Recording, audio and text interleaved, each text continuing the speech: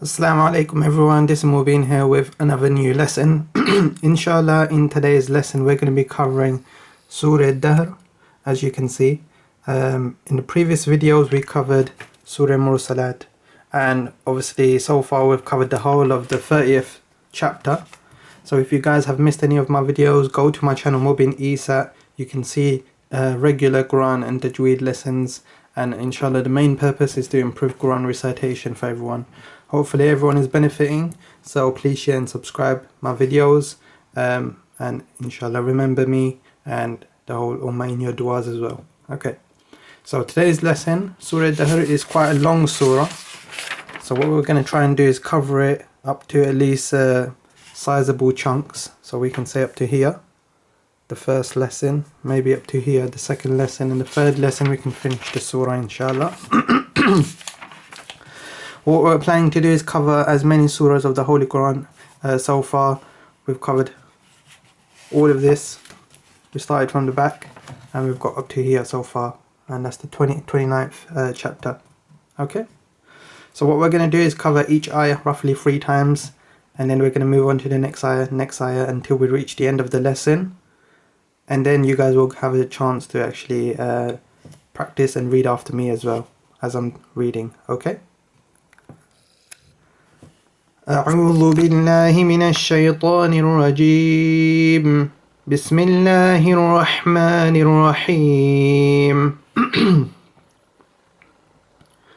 هل أتى على الإنسان حين من الدهر لم يكن شيئا مذكورا هل أتى على الإنسان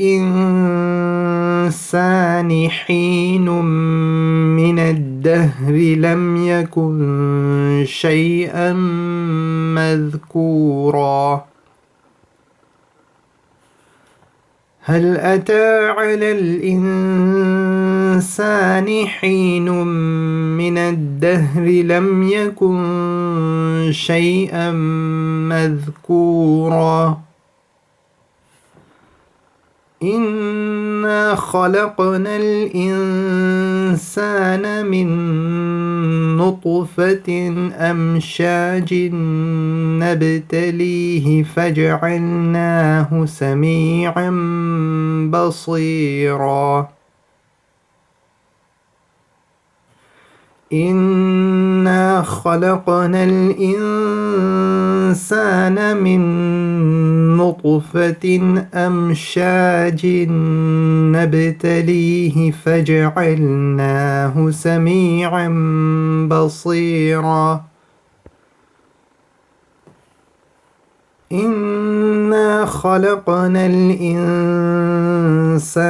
من نطفة أمشاج نبتليه فجعلناه سميعا بصيرا إنا هديناه السبيل إما شاكرا وإما كفورا إنا هديناه السبيل إما شاكرا وإما كفورا إنا هديناه السبيل إما شاكرا وإما كفورا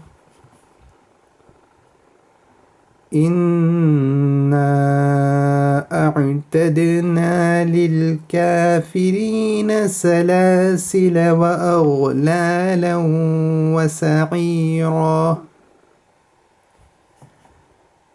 إنا أعتدنا للكافرين سلاسل وأغلالا وسعيرا إنا وأعتدنا للكافرين سلاسل وأغلالا وسعيرا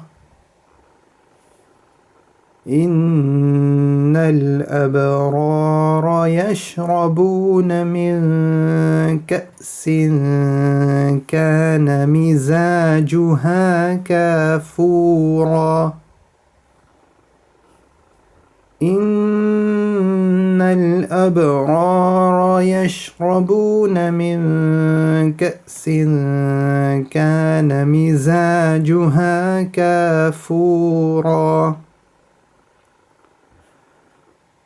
إن الأبرار يشربون من كأس كان مزاجها كافورا عينا يشرب بها عباد الله يفجرونها تفجيرا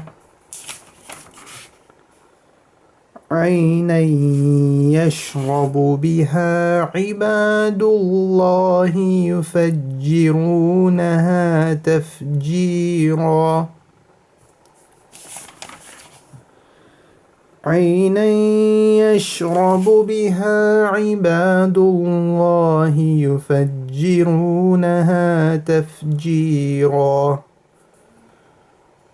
يوفون بالنذر ويخافون يوما كان شره مستطيرا